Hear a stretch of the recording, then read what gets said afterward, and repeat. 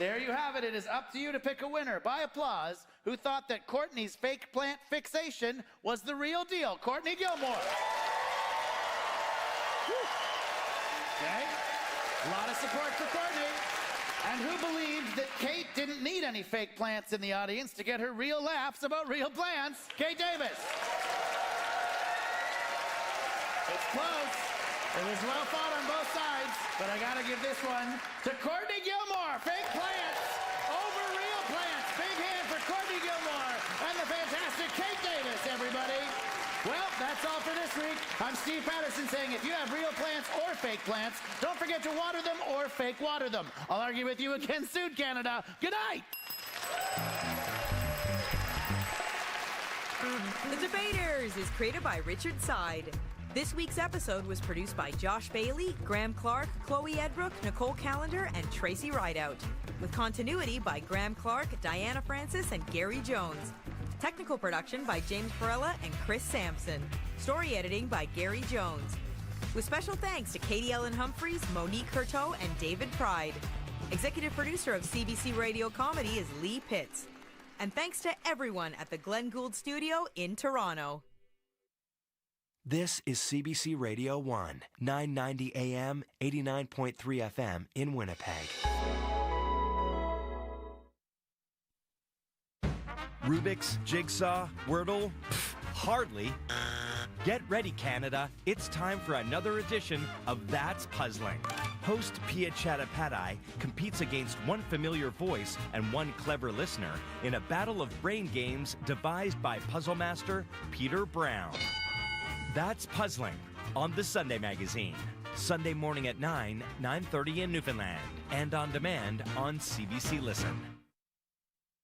You know the feeling of finding a really good podcast? Or the feeling of someone always being there, like your favorite radio show.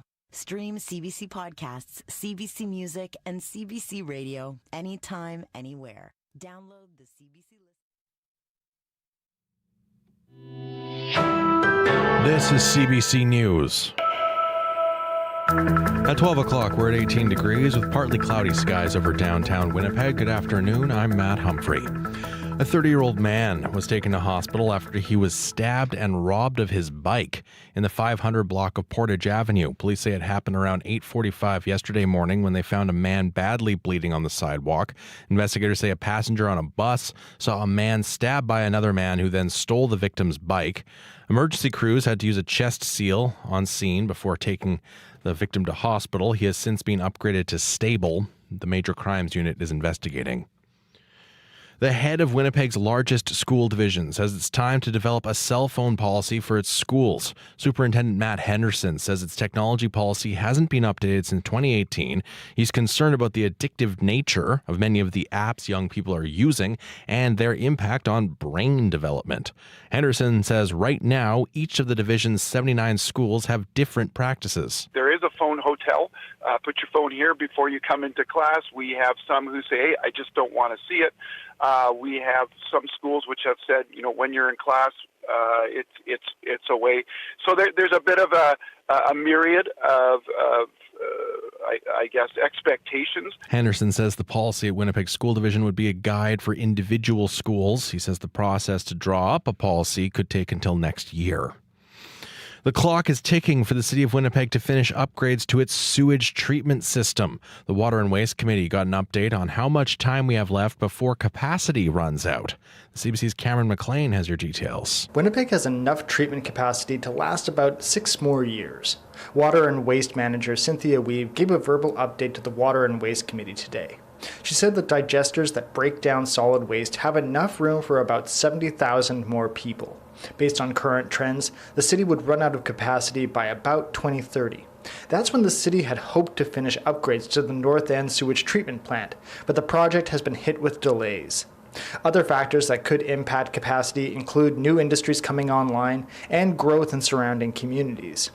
Upgrades to the South End treatment plant are expected to come online soon. Weeb says that could help free up some capacity in the system. Cameron McLean, CBC News, Winnipeg. Donald Trump says he was scammed out of justice. In a defiant and often rambling, rally-style speech, the former U.S. president blasted the legal system. The day after his historic criminal verdict, he vows he will appeal. Katie Simpson is in New York with the details. The public understands, and they understand what's going on. This is a scam.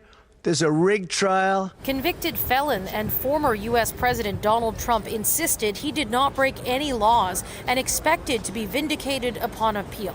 He complained that he didn't get a fair trial because he's politically unpopular in Manhattan, that there should have been a change of venue, and that the judge should have recused himself.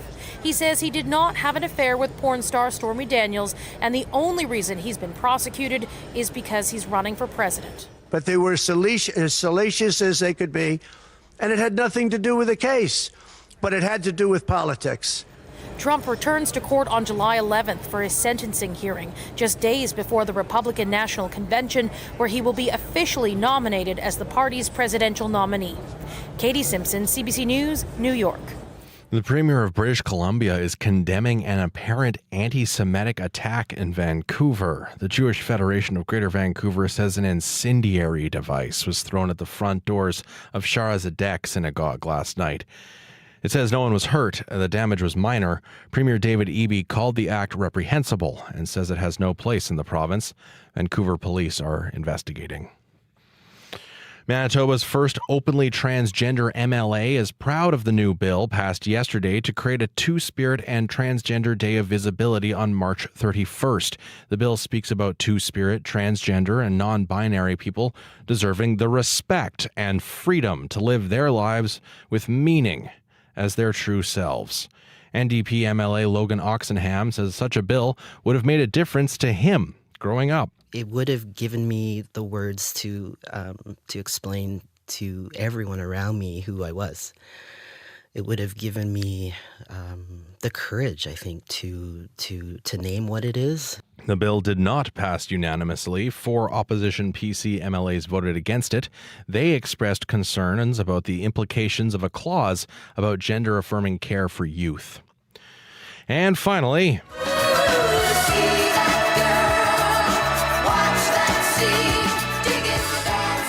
the members of the pop juggernaut behind Dancing Queen have been knighted by Sweden's royals. ABBA has received one of the country's most prestigious knighthoods for outstanding contributions to Swedish and international music life. It's the first time in almost 5 decades that the Order of the Vasa has been handed out. ABBA catapulted to worldwide fame after winning the Eurovision Song Contest in 1974. The band went on to sell hundreds of millions of records. Let's keep that going into the weather. In Winnipeg, mixed sun and cloud, windy, high of 22. Brandon, a few clouds and windy, high of 21. In Dauphin, chance of showers or thunder and windy, a high of 19. Flin Flon, showers and windy, a chance of lightning, and a high of 15 degrees. You're listening to CBC.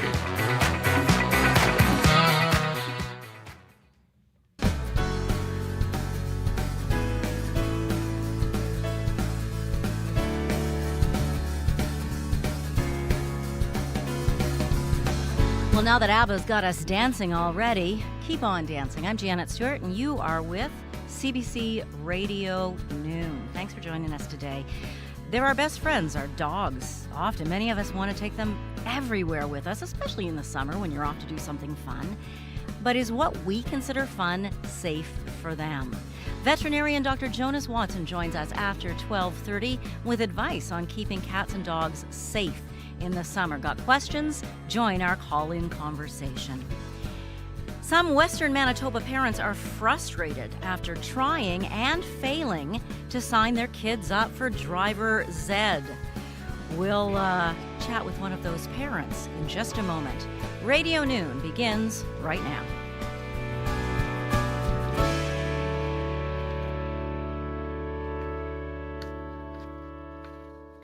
Many Manitoba teens have the day they turn 15 and a half circled on the calendar. That's the age when you can start learning to drive if you're signed up for Driver's Ed. But some Western Manitoba families say that's proving difficult in their part of the province. Amy Sobry and her family live near Reston, Manitoba, about 85 kilometers southwest of Brandon. She says her local school division didn't offer any driving courses for her son. And when she asked if he could take classes in Brandon, MPI told her no.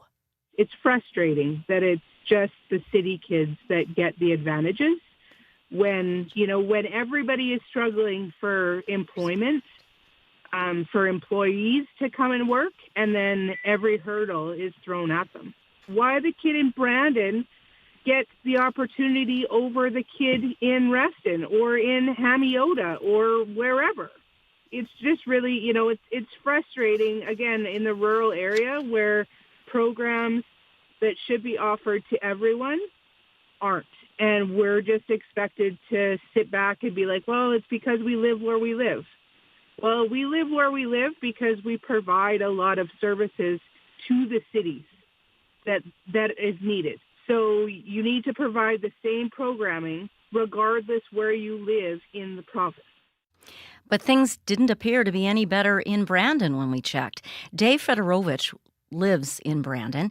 Here's what he says happened when he showed up to his local MPI service center to sign his kid up for driver's ed the day registration opened.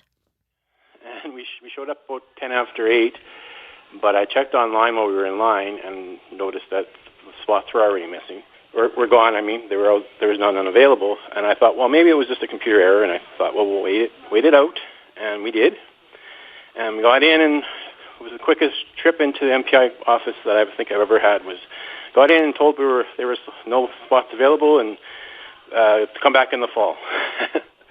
I was pretty upset. I was puzzled as to how they could have gotten through 24 spots within half an hour.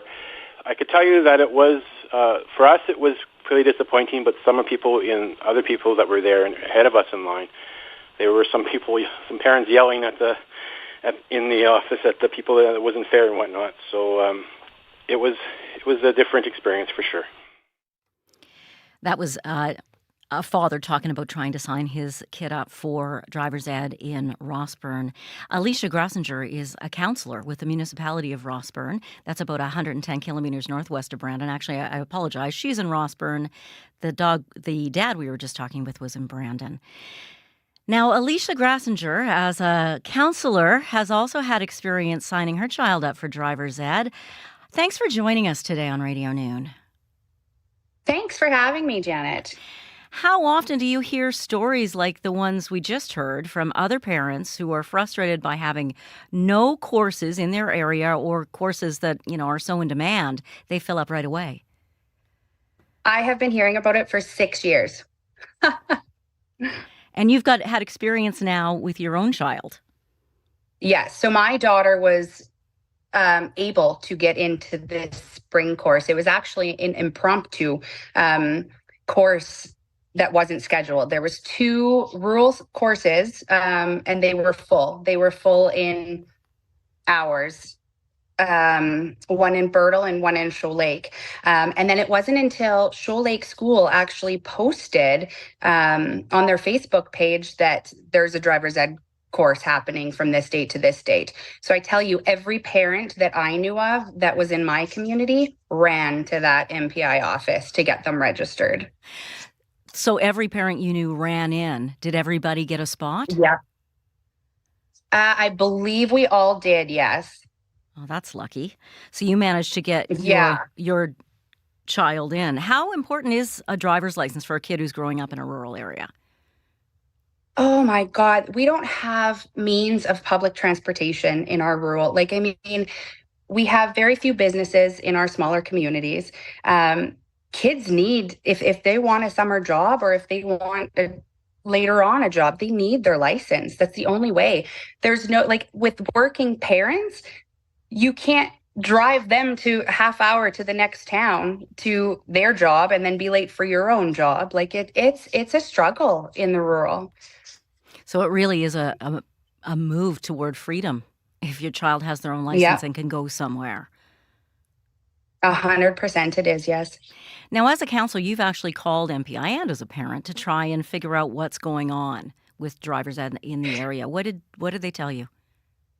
Okay, so I had originally researched a little bit, and an MPI website states that if you're 15 and a half, you can register. But the reality is, if you're 15, you need to get in there and get yourself registered as a customer, or else you're not going to fill a seat. So your advice is don't wait till you're 15 and a half. Go as soon as you're 15. No.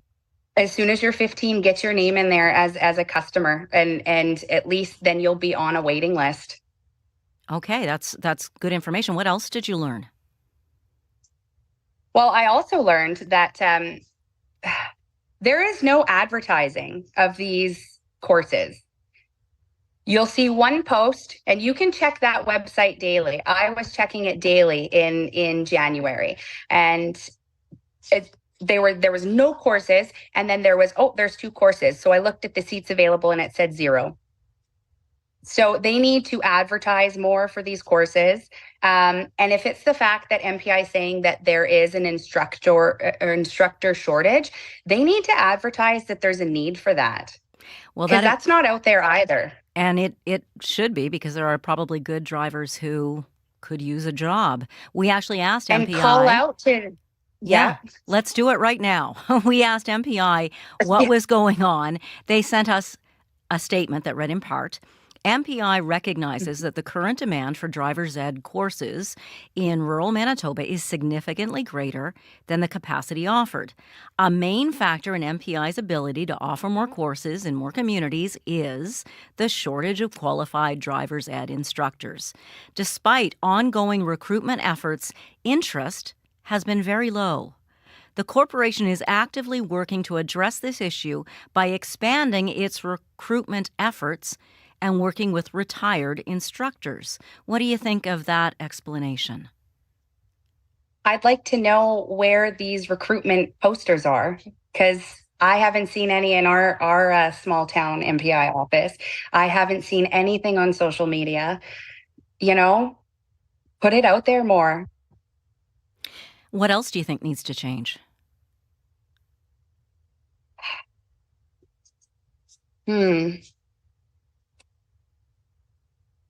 I'm not sure, but the thing that I find super unfair for a lot of the kids, and this course was a good course. Like, my daughter has finally finished it. She's working on her hours now. It was a good course. The in-training session, it's amazing, but the lack of availability is a huge issue. And not just for rural, for the urban too, right? Mm-hmm. But take this for an example. If they don't get into the driver's ed course, they can take their knowledge test when they're 16, and then they can take their driver's test 9 months later. That's the standard, right? But what happens when your children are 16 in October? So they graduate, or they get their learners at 16. They wait 9 months to take their driver's test. We're now in July. They have also graduated the past June. And wait times for the rural, for driver's testing, you have to book in advance for 2 to 3 months. So if they pass that road test, great on them. Now they can go off to college or university for their new adventure. But what if they fail? It states you can reapply for that driver's test in 2 weeks. You can't. There is a 2 to 3 month wait. But meanwhile, when you take the course, you get your learners. So in the October children case, when they're 16, they get their learners at 15 and a half, which is April. They take it 9 months later for the driver's test. That puts them in January. That is 5 months more experience and knowledge that these kids are having. And I mean, if we as parents are taking initiative to get our kids into a very valuable course for their learning, their safety, and their experience, MPI should also be taking the initiative in creating more available seats for these young adults. And having a young new driver starting in January to gather more and more experience driving before they head off to university or college or jobs or whatever. That probably would make you as a parent feel safer. Way safer. And I mean, it wasn't that long ago that I took, well, it was a few years ago.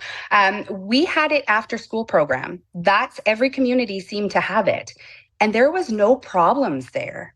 I would really like to see that after school program come back to these rural municipalities, because that's all our kids have. Once they get their license, that's the start of the beginning of their life. They have to be able to have that freedom and want to work. If they're going to not go, I know parents who have given up. They've said, we're skipping the course completely because I'm not going to sign up for something that we're going to wait until our kids are 18 before they can even take the course. Elisa Grassinger, thanks for joining us today. Thank you. Elisa Grassinger is a counselor with the municipality of Rossburn. She's also a parent who joined us by Zoom today. Her daughter just finished the driver's ed course after struggling to find a spot. Now, in addition to that statement I read from MPI, the corporation also says registration for the summer term opened Wednesday for Winnipeg, Brandon, Winkler, Steinbach, and Beausejour. But due to high demand, all available seats for the summer term have been filled already. Registration for the fall is set to open later this summer. You can read more on this on cbc.ca/Manitoba. Massey Hall, the most iconic music venue in Canada. An absolute milestone in the careers of musicians who stand on the historic stage. And you have a front row seat. The Beaches, Charlotte Cardin, William Prince, Jeremy Dutcher, July Talk, and more. CBC Music Live at Massey Hall, now available on CBC Jam. Thank you, Toronto! It is 12:19, almost exactly, and you're listening to Radio Noon here on CBC Radio 1. I'm Janet Stewart. Thanks for listening wherever you are, in your vehicle, at work, or anywhere on your phone with your CBC News app or the CBC Listen app. We're also on YouTube. Just search CBC Manitoba. Hi, everybody who's watching there. Remember, you can send in comments from YouTube for our veterinarian in our call-in conversation today as well as giving us a call. Our special guest today is Dr. Jonas Watson, and today's call-in conversation topic is how to keep your pets safe this summer. We'll be opening up the live lines just after our 12:30 news and weather. In just a moment, we're going to talk about how the town of Virden plans to dedicate a refurbished bridge to a fallen RCMP officer. He was killed in a really remarkable crime spree in that community, and we're going to talk about that in just a moment. But first, a quick look at your weather. We've got mostly cloudy conditions in Barons River. Up in Churchill right now at the airport, a thunderstorm is being reported. We've got temperatures from a low of, the low point is Lynn Lake right now at 6.4. The high right now is Emerson at 19.5. In Churchill, under that thunderstorm, it's 14 degrees. In Winnipeg, we've got some sunshine out there, but there's a mix of sun and cloud. In fact, we're forecast to have a mostly cloudy condition. We're sitting under 17 degree skies right now. There's a rain shower happening in Thompson. And in Portage, it's also mostly cloudy and 18 degrees. More on your forecast coming up after the 12:30 news.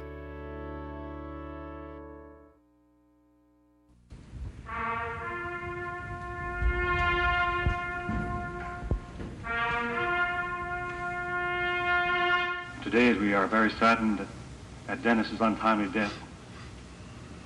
There's no really explanation for it. It's a senseless, cruel deed. That is audio we found in our CBC archive from the funeral of Constable Dennis Onofre with the RCMP, who was killed 46 years ago. The 27-year-old constable was killed in a shootout in Virden on January 23rd, 1978, while investigating a suspected stolen vehicle. He was a father and a husband with a 21-month-old son and a wife just weeks away from delivering their daughter. Many people in Virden have not forgotten the tragedy of his death. This Sunday, the community will come together to rename a refurbished bridge in his honor. Onofre was shot at the town's Countryside Inn. I spoke with Tina Williams, the mayor of Virden, this morning, and I began by asking where the idea for honoring Constable Onofre in this way came from. Council had some years ago considering naming a road after him, but as it was a road that wasn't going to be open immediately, we didn't think that was quite appropriate.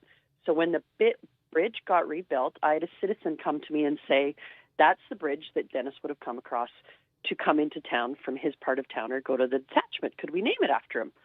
I knew there'd be no fight at council, but we have a petition that you use to do that. So I got it to her. Her name's Connie Hay, and she got it filled out very quickly and brought it back, and council decided that was a great idea. You were just a child when this happened. I was a kindergartner when it happened. Do you have any memories? No, I don't.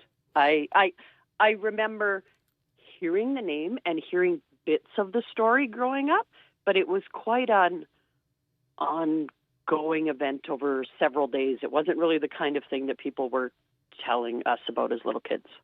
Because the people who were convicted of killing Constable Dennis Onofre then went on to terrorize 3 different households. They went to farmhouses and took a hostage and tied people up. Yeah. It went on they went up the highway to other communities. So that's the only part that really happened in Virden on the highway. And then they got out onto number 1 and went off. So that was kind of where it left the Virden scope. But it wasn't, like I said, it wasn't something people were talking to little kids about. What about people who were adults at the time? What do they remember or tell you about this? Well, it was a pretty big deal, like on top of losing a member of their community who had a toddler and a baby on the way. And it wasn't the 24-hour news cycle back then. So all of the TV crews were here and there was a lot going on. And so you have your emotions going on, but there's also people around the community asking everybody questions. So it was a big event for us at the time. Can you take me through the details of just what happened? Basically, they went there looking at, I believe it was a stolen vehicle, and just like I think our CMP officers do every day, right? Like their job is not one without danger. And the door of the hotel opened, and it wasn't a stolen vehicle. It was people with guns, and Dennis was killed. And then those people with guns escaped. Yep.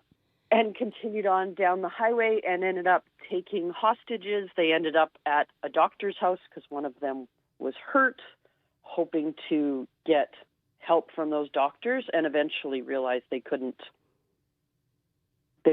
get anywhere and gave up. And 2 of them went to court and ended up being convicted over it. A husband and wife. Yeah. Are your parents still with us?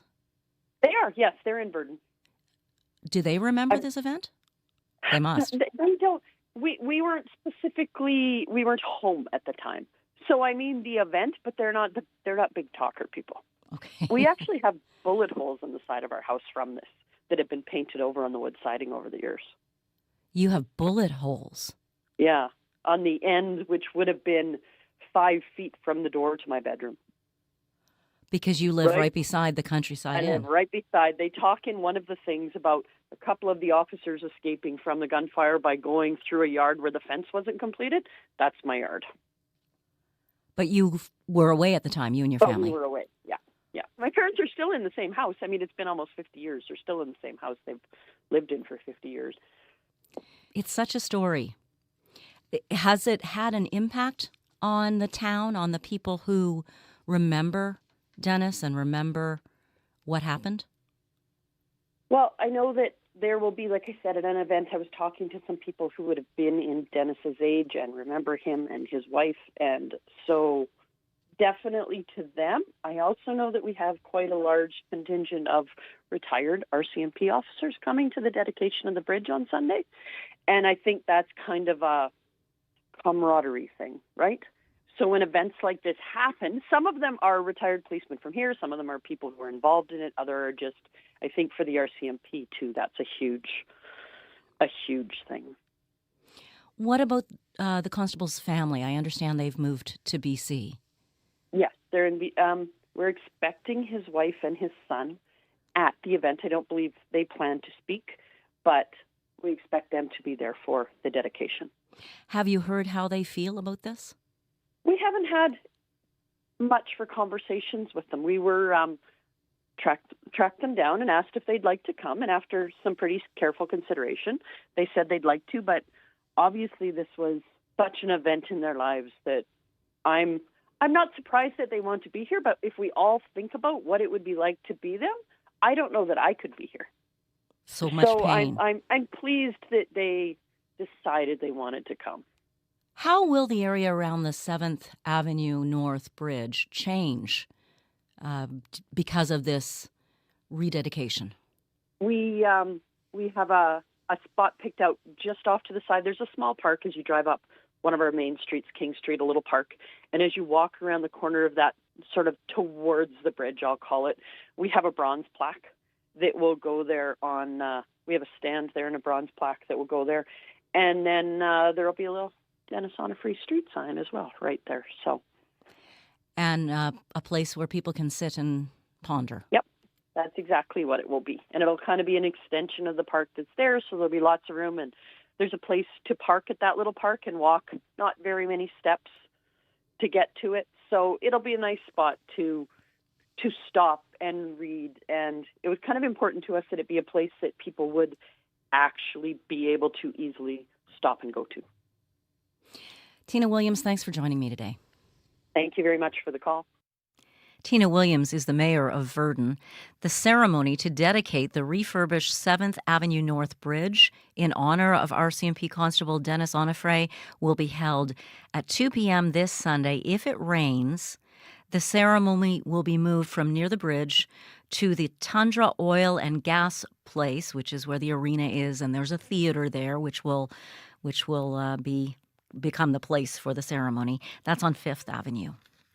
It's also Pride season in Manitoba. There's lots going on this weekend about that. The big celebration in Winnipeg will be Sunday.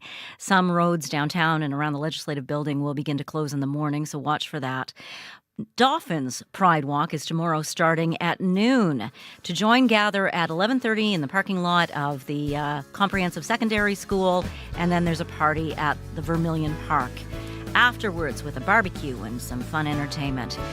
Coming up after the 12:30 news and weather, we've got Dr. Jonas Watson, a veterinarian, joining us to talk about how to keep your dogs safe this summer. 204-780-0893 to join the conversation. Now, here's your news. This is CBC News. At 12 o'clock, we're at 17 degrees with partly cloudy skies over downtown Winnipeg. Good afternoon. I'm Matt Humphrey. Winnipeg has enough sewage treatment capacity to only last about 6 more years. The city's water and waste manager gave an update today. She says the digesters that break down solid waste have enough room for around 70,000 more people in the city. And if current trends continue, the city would run out of capacity by around 2030. Upgrades for the North End sewage treatment plant have been hit with delays, but upgrades to the South End treatment plant are expected to come online soon. More Western countries are now allowing Ukraine to use their weapons to strike targets inside Russia. NATO allies are falling in line after a change in policy by the United States. Julia Wong has your details. We want to make sure that we're proceeding deliberately as well as effectively. U.S. Secretary of State Antony Blinken explains it was President Joe Biden who approved the new U.S. policy for Ukraine to use American weapons to strike targets just inside Russia. The weapons can only be used for counterstrikes in the Kharkiv area, and long-range missiles are out of the question. Over the past few weeks, Ukraine came to us and asked for the authorization to use weapons that we're providing to defend against this aggression. Germany and the Netherlands are now also giving Ukraine similar authorization. Ukrainian President Volodymyr Zelensky is hoping all restrictions will be lifted soon. I think that using any Western kind of weapon on the territory of Russia, it's a question of time. A senior Russian security official says Russia was not bluffing when it talked about possibly using nuclear weapons and warns about a prospect of an all-out war with the West. Julia Wong, CBC News, London. And a bill to mark March 31st as Two-Spirit and Transgender Day of Visibility has passed in the Manitoba legislature, but it wasn't unanimous. 4 opposition PC MLAs, Conrad Narth, Ron Schuler, Josh Ginter, and Kelvin Gertzen voted against it. They expressed concern about a subclause which discusses youth and gender-affirming care.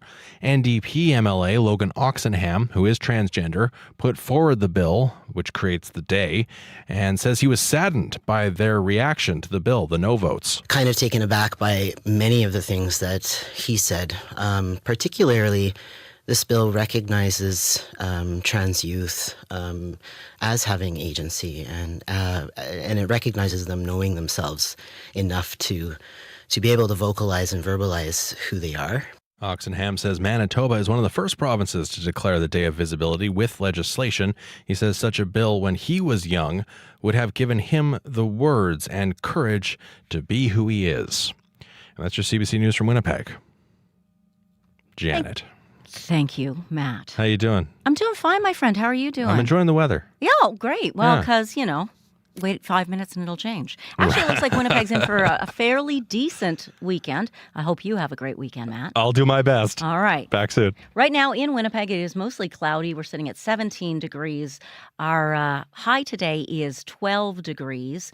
There is a 30% chance of showers tonight, and it's a bit windy out there. It's a west wind with gusts as high as 60 kilometers an hour. We even have a risk of a thunderstorm this evening.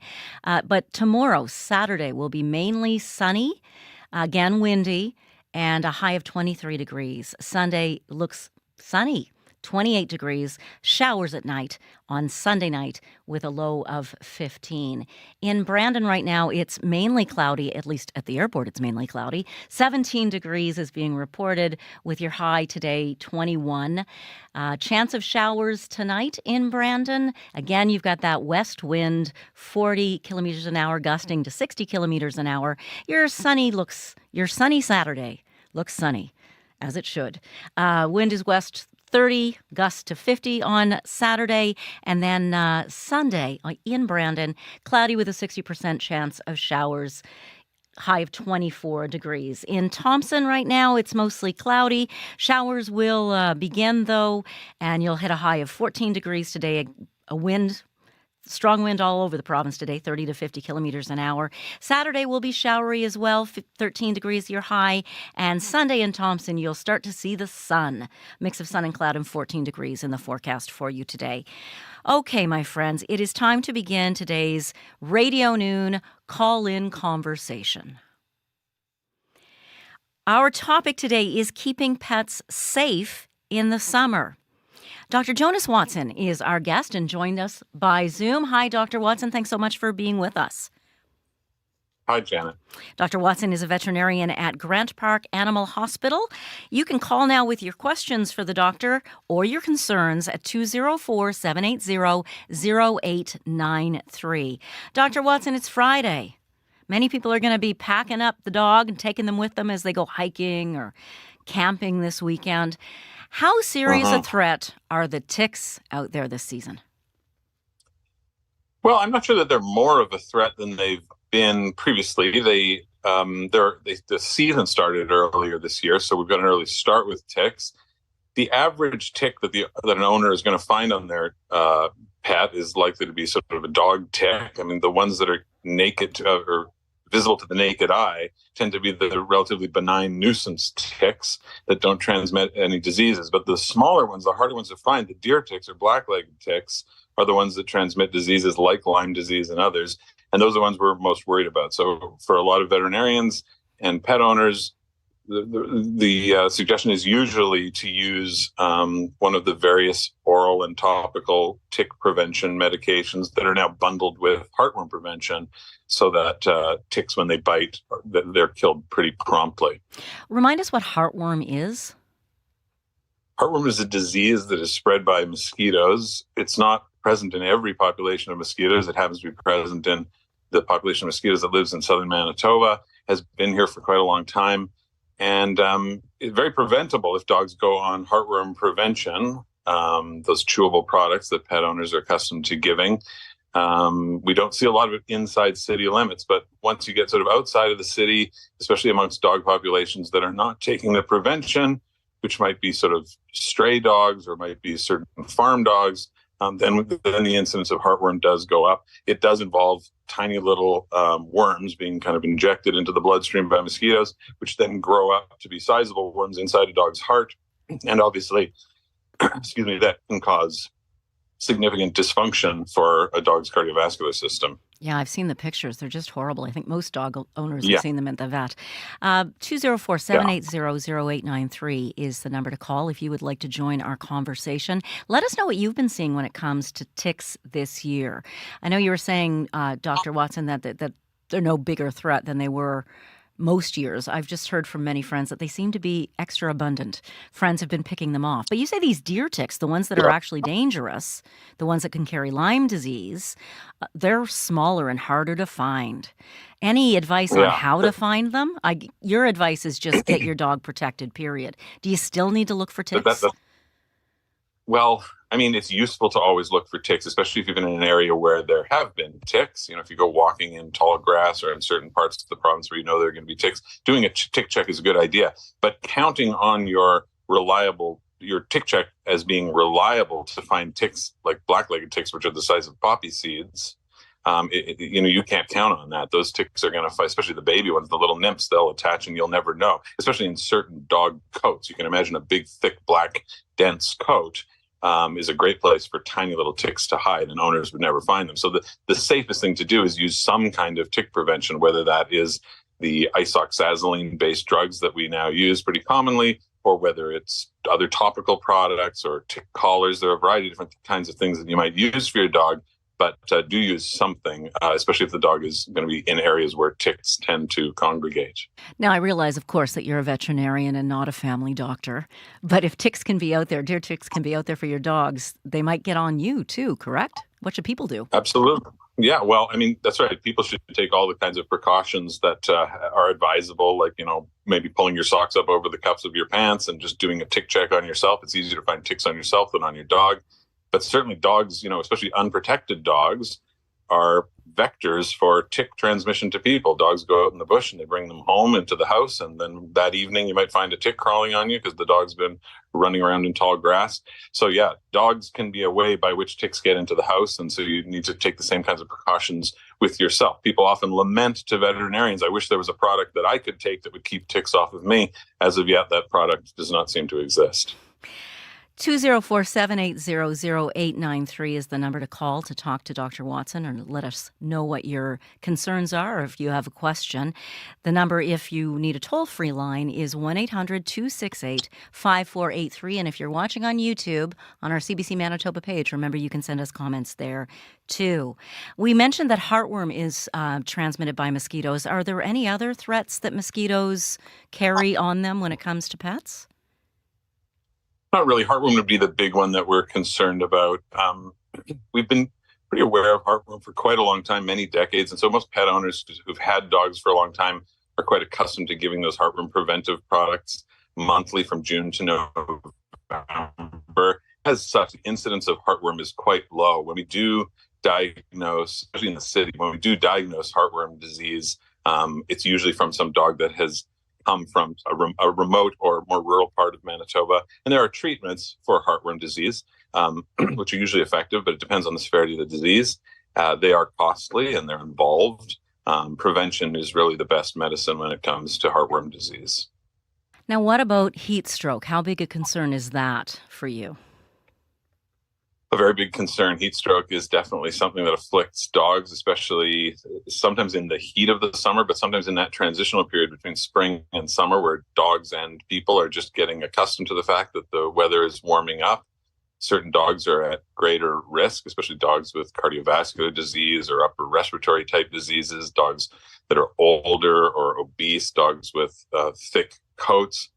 dogs with conditions like laryngeal paralysis or congestive heart failure, potentially those small little Chihuahuas and Pomeranians with collapsing tracheas.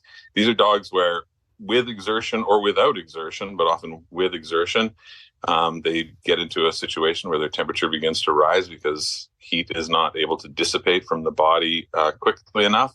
And it becomes a very, very serious, life-threatening condition that demands veterinary attention promptly. Not all dogs survive heat stroke, but if you have suspicion that your dog has heat stroke, they need to get to a vet right away. What are the signs? Signs might include a rapid heart rate, excessive panting, the appearance of difficulty of breathing. There might be a history of the dog having been overexerting themselves. You may know that your dog is a squishy-faced dog or a dog with a laryngeal problem or a respiratory problem that might predispose them to it. Just basically a dog who's in great distress. They may have a small bruising or petechiation on their skin or in their mouths that might suggest that it's happening, but it's usually not subtle. Like usually a dog is in great respiratory distress. It's clear that they need oxygen. It's clear that they need attention. And at that time, they need to be exposed to misting with cool water, a fan, a very active air conditioning system in a car as you drive quickly to a veterinary hospital where they can be administered oxygen therapy and other treatments in an effort to save them. It's just so scary when you think about that. You mentioned the small dogs that sometimes might, or that dogs that have issues. Exertion is a problem. So I think of when you're walking your dog, when is it too hot to walk your dog, and when is it so hot that it might hurt the pads of their feet? That is a question that came in from one of our YouTube viewers. Thank you very much for that question. Let's talk about the pads of a dog's foot. I think every dog exercise. Yeah. I think if you're concerned about the pads of a dog's foot and they will tolerating sort of like a dog running shoe, that can be a good way to continue to take your dog out in the summer without hurting their feet. In the summertime, dogs are exposed to other kinds of surfaces. Forgive me. We're talking to you on Zoom today, which is fantastic again, but we're having just a little bit of breakup. So when you were talking there about the pads of the feet, unfortunately, when you went to a sneaker analogy, but we didn't hear, or a running shoe analogy, we didn't hear what you said. Do you mind repeating it? Please. Yeah, absolutely. If a dog will wear sort of a summertime running shoe, if a dog will wear a summertime running shoe, that can be a helpful way to protect the foot from a variety of different surfaces that a dog might be exposed to in the summertime, and also protect from the heat of asphalt. The safest thing to do is if the temperature is maybe 25 degrees or warmer, to really try to allow the dog to go on grass and other surfaces, maybe walk in water, really try to stay away from long durations of time spent on hot sidewalk or asphalt. And if it's a smaller dog, maybe just keep an eye on them, or a dog with those ailments. Really watch them carefully. Smaller dogs. If you're concerned about the heat of the ground, you can always pick those dogs up and carry them a little bit more. I think if your sense is that you would not want to be walking in your bare feet on a surface, whether that's hot sand or whether that's a road or a sidewalk, then probably your dog would be best to not walk on that surface too. What should you put on the pads of your dog's feet if you do get home and go, wow, they look a little tender? I might soak a foot like that for maybe 10 minutes in cool water with Epsom salts. If I was really concerned, I would take the dog to the vet the following day or the same day and have them evaluated. There might be something topical that might be needed. If there's injury to the foot, there could be various creams and ointments that might be used for that. But soothing the foot in some Epsom salts would not be a bad idea. 204-780-0893 is the number to call if you'd like to share your concerns or ask a question of Dr. Jonas Watson. What concerns do you have, sir, around water when you think of a waterway and pets there? Well, I think that many dogs really, really enjoy the water. There are obviously certain breeds that spend all day in the water and are good swimmers, and you wouldn't have any worries about that. But for dogs where there might be some uncertainty about their ability to navigate water and swimming, maybe because of their conformation or their age or their body condition or their cardiopulmonary status, you have to sort of watch with great supervision. I would probably treat a dog like that the same way I would treat a toddler or a young child near water. Really sort of be nearby, make sure that the dog is not somehow over doing it, going in deeper than they can or than they ought to, chasing a ball into deeper water than they ought to. And certainly for dogs that are going on boats in the summertime, if you have a sense that your dog would not be able to swim were they to fall out of a fishing boat or a canoe or kayak or something, then certainly those dogs should either not be taken by those vessels or be wearing a life jacket that's suitable for a dog of that size. I like how they have big handles on the back of them, those life jackets, so those you can haul them in. I want one those like so that good. On me yeah. when I go swimming. Right. A big handle at the back. Right. That'd be good. Right. Sadly, many lakes have visible algae. Is it safe to let your dog go in that lake? I mean, I think algae in general is inevitably going to be in bodies of water, and dogs can be exposed to algae. The algae that we worry about, veterinarians worry about, is the very toxic blue-green algae, which often presents as sort of a green paint-like slick on the surface of often stagnant water. You'll sometimes see this spontaneously arise at shorelines, and it really does look like this green paint-like slick.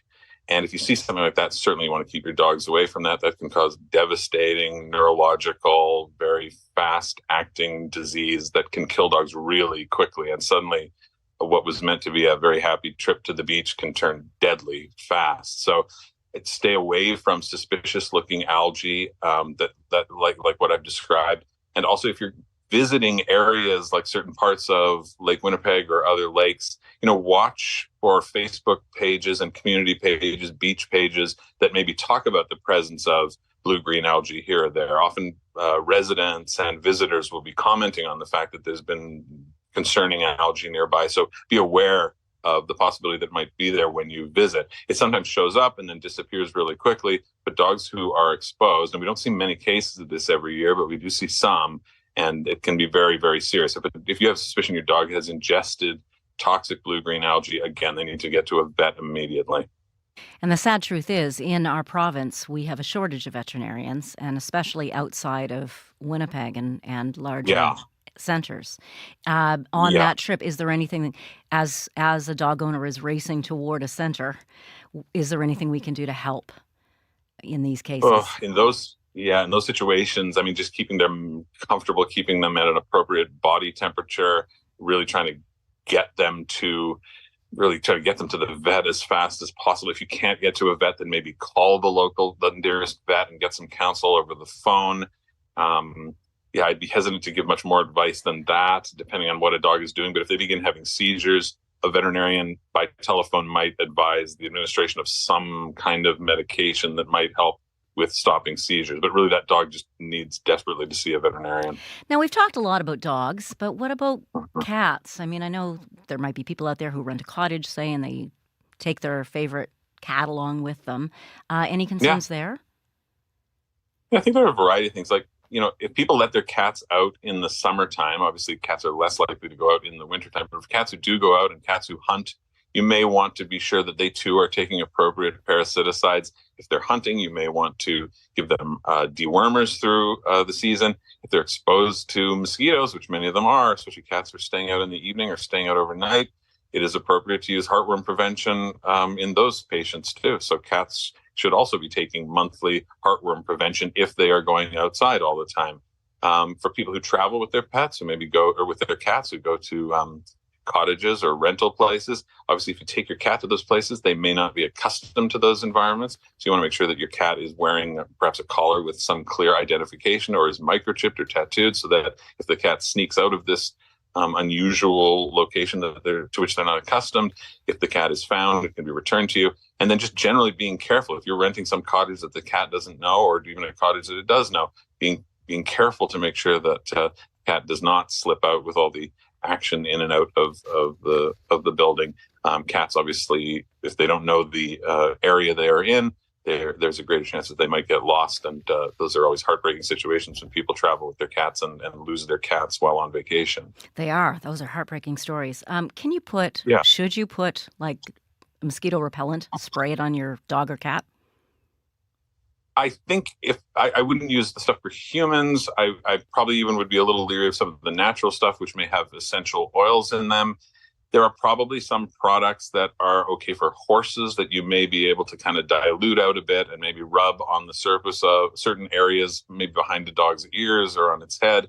I would be concerned about dogs and cats being able to lick some of these products. So I wouldn't put these products in areas where a dog or cat might ingest them. But if, a dog is being eaten alive by flies or mosquitoes outside, you may want to put some strategically on the bridge of their nose or kind of around their ears, and then wash it off once you've gone inside. And certainly some of the human products with DEET and that sort of thing, I would be leery of using those products. It might be best if cats or dogs are really getting eaten alive by insects to maybe take that as your cue to go inside. Is there anything else you'd like to get out as a message as Manitobans are listening, sir?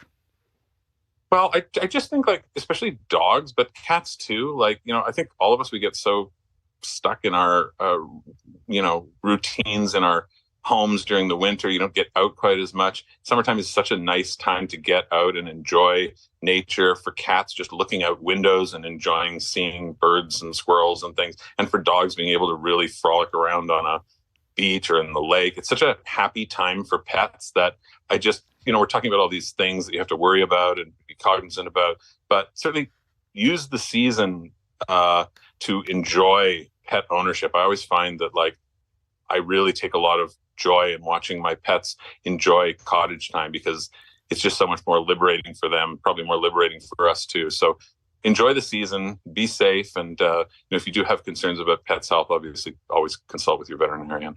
Dr. Jonas Watson, thank you so much for joining us today. Have a great summer. Thanks. You too. Dr. Jonas Watson is a veterinarian at Grant Park Animal Hospital in Winnipeg. To comment on what you heard here today, keep the conversation going. You can leave a message, 204-788-3797. Monday on our calling conversation, conflict analyst Joyce Audison joins us to talk about how to avoid and how to heal conflicts at work.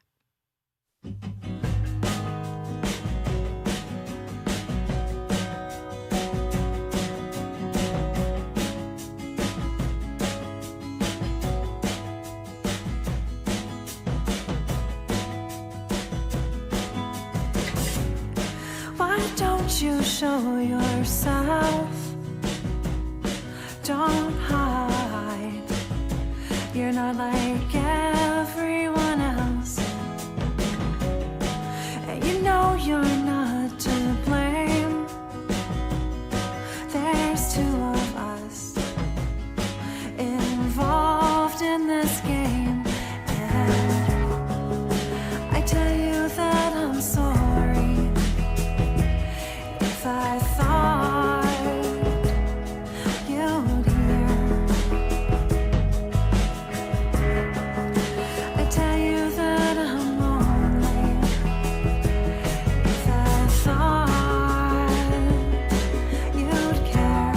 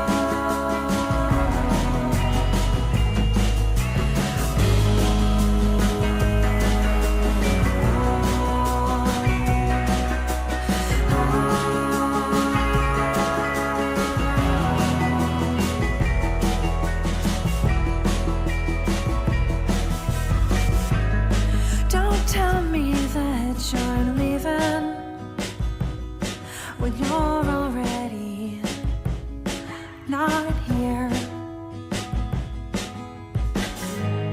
As I retrace our steps, I saw you disappear.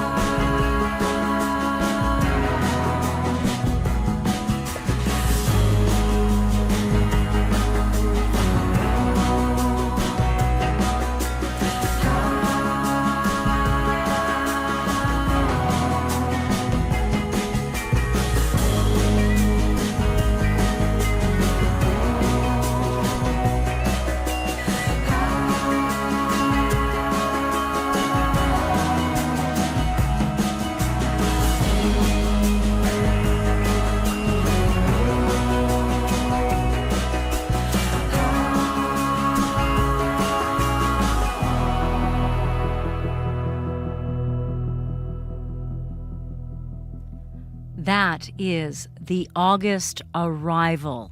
We thought it would be good to play a band called The August Arrival as we prepare for the June Arrival. The August Arrival is a folk band hailing from Yukon. That was a tune called All Blue and Gold. Oh, that was from the EP, All Blue and Gold, but it was actually called Show Yourself, that tune. Great tune. Hey, sorry about my dancing for anybody watching on CBC Manitoba's YouTube page, but it's hard not to dance. And, you know, I think it's good for you. Move the body. It's good for the spirits. Feel free to dance along anytime you're listening, because I will always be dancing here, even just a little chair dancing. I want to thank you for listening this week. It's just so wonderful to know that you're out there learning about your community. Travis Peterson's the magician who puts us up on YouTube. Daniel Friesen is our studio technician today. Thanks, Daniel. And Wendy Parker is our studio director. Thanks for listening, and have a great weekend. I'm Janet Stewart. Talk to you on Monday. Up next, CBC Podcast Showcase.